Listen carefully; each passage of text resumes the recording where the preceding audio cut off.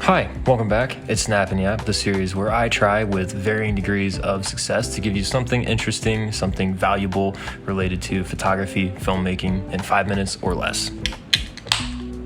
Let's get into it. Today's video is going to be about prime lenses, specifically the best prime lens for street photography, especially if you're just starting out and you're not really acquainted with what all the different primes are for, what they do well and not so great. Now, first things first, there is no such thing as the best prime lens for street. The name of the game here is going to be the best prime lens for you and how you shoot the street. So please use this video as permission to ignore every single snob on the internet who says that street photography is only real street photography if you're using a 35mm lens. But before we dive into the focal lengths, I'm going to talk about what makes a lens in general, regardless of the focal length, a good lens for street photography. The first thing you want to look out for is the smaller the better. Just as long as it's small and it's not intimidating to your subjects, that's what you want. Now, on that same note, don't worry about the aperture. A lot of those smaller pancake lenses are going to max out at like f2.8, f4. That's fine. You don't need a fast aperture lens for street photography.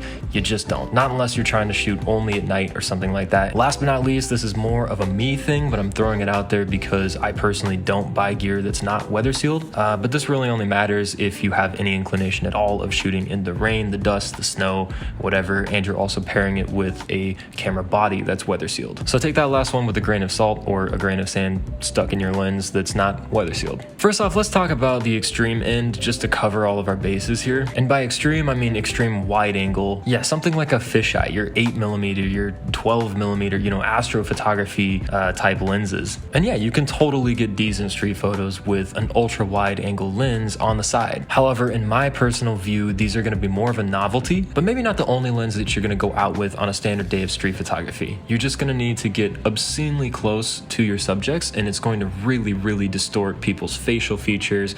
Any straight lines kind of anywhere in your scene are going to be kind of warped and rounded. Okay, and that brings us to wide angle lenses that are not so wide. This is going to be your 24, your 28. They're still going to have some distortion on them, but it's going to be manageable and it's going to be much less severe. These ones are going to be best for people who shoot predominantly in crowded spaces. Think markets, anywhere that there's a crowd of people in a small space. It's also going to be fantastic for the photographers out there who are not afraid to get up close and personal with their subjects. People who want to shoot odd angles and perspectives, from up high or down low. Yeah, so many things you can do with a 24. I'm putting some examples on the screen here, but yeah, just one of my absolute favorite focal lengths, probably my second favorite of all time. Now, next up is your 35, your 40mm lens. Now, up till now, we haven't talked about anything that I would personally consider to be versatile, and I think we've officially hit the zone of prime focal lengths that most people would consider to be applicable to most situations. I have a personal bias towards 40mm. It's my absolute favorite lens to shoot with. I like that it's just a little tighter than 35, but it's still wide enough to include really anything that I want to in the scene. With a 35, 40mm lens, they're readily available, they're super cheap, and they have virtually no distortion.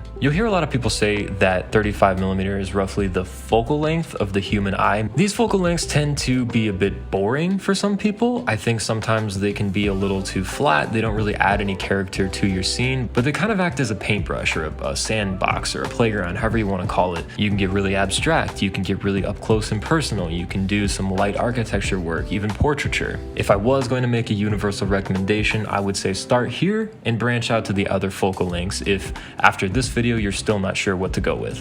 Now, I'm going to give 50mm its own category, even though I'm not personally the biggest fan of it. From here on out, the difference between each millimeter when you're talking about focal lengths gets a little bit smaller and smaller. So if you're not aware, the difference between like 14 and 16 or 16 and 18 is a lot more pronounced than the difference between 50 and 55 or 85 and 100mm. I'm not going to bother to explain the physics to you here, but it just is. And the reason that I'm giving the 50mm its own category is because it is the lens that is probably most popular, second only to maybe 35. It's known as the nifty 50. It's a lot of people's first prime lens when they graduate from like a kit zoom or whatever. Again, it's a lot like 35 in that most brands have a cheap, small 50mm available. And I would say that this one is for the slightly more nervous street photographer. If you're a little apprehensive about getting up close to people, 50mm is going to give you just a little bit more reach without being so cropped in that you're going to lose lose all the context in your scene. Now let's talk about 85, and I'm excited to talk about this focal length because I've been testing it out recently actually, and so I actually for the first time in my life have a lot of direct experience to speak to with an 85, especially as it pertains to street photography. In my opinion, this is a portrait lens. This is not really a street photography lens. If you're a portrait photographer already and you're wondering, can I use 85mm for street? The answer is yes, but with some caveats.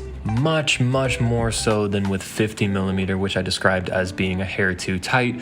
You lose your ability to create a lot of context around your subjects. You have to be very far away from whatever or whoever you're photographing to include a lot of space around them, a lot of foreground or background. Think of 85 as putting your compositions under a microscope. With wider focal lengths, a lot of the smaller details in a scene kind of go unnoticed. They blend together into a larger, fabric, a larger background. But with 85, there's no hiding anything. If there's a little compositional flaw, if there's a piece of trash on the ground, it's going to be physically larger in your composition. So I've gotten some pretty cool stuff with it, but I would really hesitate to recommend this as a street photography lens or like a favorite focal length of mine for street. Now, last but not least, let's talk about the things that I haven't covered just rapid fire really quick. I'm talking zooms, telephotos, your insane 135mm lenses, macro lenses, tilt shift lenses, things like that, the really untraditional stuff. Would I recommend any of those kind of niche lenses or types of lenses or focal lengths as somebody's first or main street photography lens?